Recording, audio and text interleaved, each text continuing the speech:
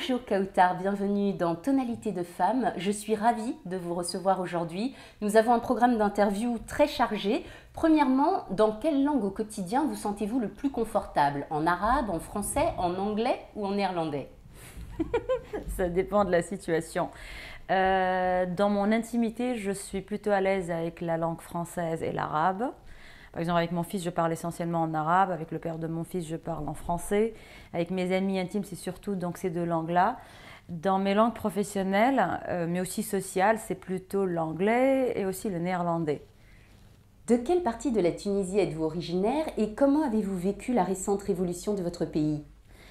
Je suis née à Tunis, la capitale, et puis après mes parents ont déménagé, j'ai grandi à Sousse, c'est une ville côtière euh, qui était très très cosmopolite, on voyait de tout, les touristes venaient du monde entier, on habitait au bord de la mer, c'était très agréable. La révolution pour la Tunisie, pour moi, c'était un moment très très très très fort, très fort.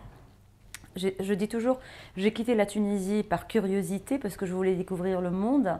Je n'y suis jamais retournée par rejet pour le système. Donc pour moi, c'était la première fois où je me sentais réconciliée avec mon pays natal, avec ce qui s'est passé en Tunisie. C'était la première fois aussi où j'ai toujours fait découvrir à mon fils la Tunisie parce que je suis tunisienne, j'y peux rien.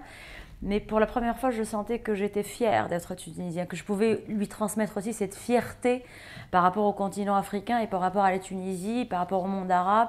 Donc pour moi, c'était un moment très très très fort, très fort. Kautar, faites-nous partager votre philosophie, votre travail, mais aussi votre art de vivre autour de la danse orientale du ventre. Vous dites vouloir partager un trésor. C'est-à-dire la danse orientale, elle est très très méconnue. La danse orientale, c'est une danse qui date de plus de 7000 ans. Et c'est une danse à l'origine qui, en arabe, elle s'appelait Raqsat al-Wilada ou bien Raqsat al-Ilaha. C'était la danse de la déesse ou la danse en fait de l'accouchement, de la naissance. Et à l'époque, c'était un moment dans la société, dans le Mésopotamie, où la société est plutôt matriarcale. Et on ne connaissait pas de Dieu, on connaissait que les déesses. Et la danse orientale, c'était pour célébrer cette dimension de déesse qui, à l'époque, on pensait qu'elle était présente dans chaque femme parce que chaque femme était capable de donner la vie, cette féminité. Donc c'était une ode à la féminité. C'est comme ça que la danse orientale, elle a commencé. C'était aussi une danse pour que les femmes soient en contact avec leur force primale, leur force primaire de féminité et de pouvoir utiliser ça aussi pour gérer le monde et pour gérer la société dans laquelle elles se trouvaient. C'était aussi une danse de solidarité où les femmes se retrouvaient, où elles s'amusaient, où elles jouaient. Et en fait, c'était cette façon de poser une touche féminine dans la gestion du pouvoir. C'était très très important. Les femmes avaient le pouvoir. C'est-à-dire, moi, j'en veux pas ni aux Arabes ni aux Occidentaux d'avoir l'image qu'ils ont de la danse orientale, parce que la danse orientale a commencé dans les années 20, au moment de la colonisation de l'Égypte par les Anglais.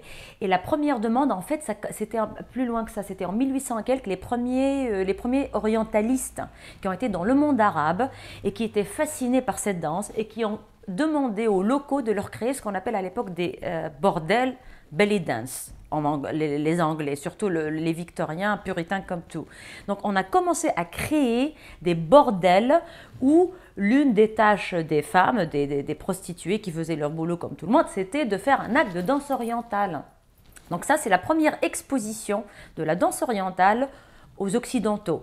Puis après, ça a commencé, mais ça continue, mais d'une manière différente dans les années 20, après, avec les premiers films hollywoodiens, où c'était l'image de la danseuse orientale, ce qu'on appelle en arabe le costume bikini, en fait, qui est le soutien-gorge avec la jupe, qui est une création américaine en fait, qui a été introduite dans le monde oriental. Et là, on a commencé à créer, on est passé du bordel de danse orientale au cabaret de danse orientale, et on commençait à créer des cabarets où les orientales faisaient leur danse comme entertainment pour le public. Et le pire, c'est que les orientaux eux-mêmes ont internalisé cette vision que l'Occident a eue de leur danse, et ils ont été encore plus loin. Et de nos jours, c'est carrément la catastrophe parce que de nos jours, avec toutes les femmes qui sont venues des pays de l'Est, les Russes et tous les pays de l'Est qui dansent très très bien parce qu'elles ont une culture de danse classique, et puis carrément, elles se prostituent. Donc forcément, moi je comprends, les gens, ils vont dans un restaurant, ils voient une femme à moitié à poil qui est en train de leur faire un numéro qu'elle appelle la danse orientale. Ben, on associe ça avec tout sauf avec l'émancipation des femmes, ça je le comprends parfaitement. Kautar, aujourd'hui, quel message auriez-vous envie de faire passer aux femmes arabes et occidentales qui, comme vous le disiez, se pensent différentes mais sont victimes de la même injustice? Ce qu'on voit, si je remets ça dans le monde où on est actuellement, peut-être je suis essentiellement sensible à ça parce que j'ai grandi dans un pays arabo-musulman et la Tunisie n'est pas le pire dans ce sens-là, mais quand même l'injustice que beaucoup de femmes subissent, pourquoi? Parce qu'elles sont femmes, tout simplement. Et ça m'a toujours révoltée, je supportais pas cette injustice. Mais en même temps, quand je suis arrivée en Europe, c'était un peu la désillusion parce que je pensais, voilà, j'arrivais dans la Mecque de l'émancipation, surtout par rapport à l'Europe du Nord. Donc j'ai vécu en France, aux États-Unis, en Europe du Nord, j'ai fait la Scandinavie, puis après je me suis installée en Hollande. Et j'ai toujours pensé, bon, les pays du Nord, c'est les pays les plus émancipés au monde. Mais finalement, pour me rendre compte que c'était une farce, que ce n'était pas le cas. Et c'est là où je me suis mise à me poser la question, mais pourquoi ? Les femmes ici, elles ont tous les moyens et pourtant, l'injustice, elle est toujours là. Et je suis revenue à la danse orientale dans le sens où la danse orientale, c'est une façon de se... Parce que je pense, essentiellement, personnellement, je pense que l'émancipation n'a pas forcément bien marché pour beaucoup de pays européens parce qu'on s'est émancipé et la norme, c'était la norme masculine. La façon de faire, le mode de vie, le monde du travail, etc., tout était géré par une norme masculine. Donc l'émancipation des femmes, c'était de pouvoir être aussi bien que les mecs en fait.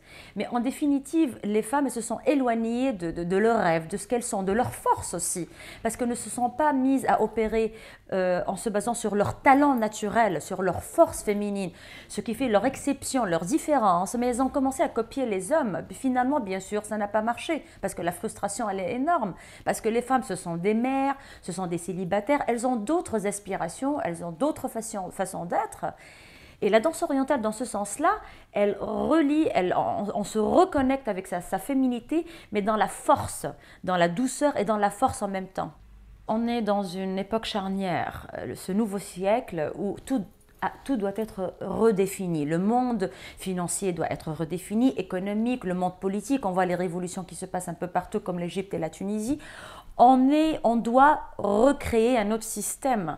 Et je pense que c'est essentiel que les femmes se positionnent comme pionnières dans c'est une nouvelle opportunité pour les femmes. On a beaucoup appris de ce qui a été fait avec l'émancipation, le féminisme, etc. dans les années 60.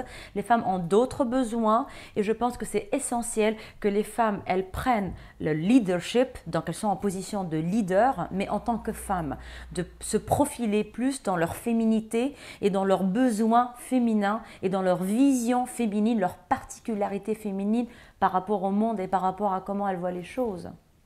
Kautar, avant de nous séparer, qu'est-ce que l'on pourrait vous souhaiter de mieux?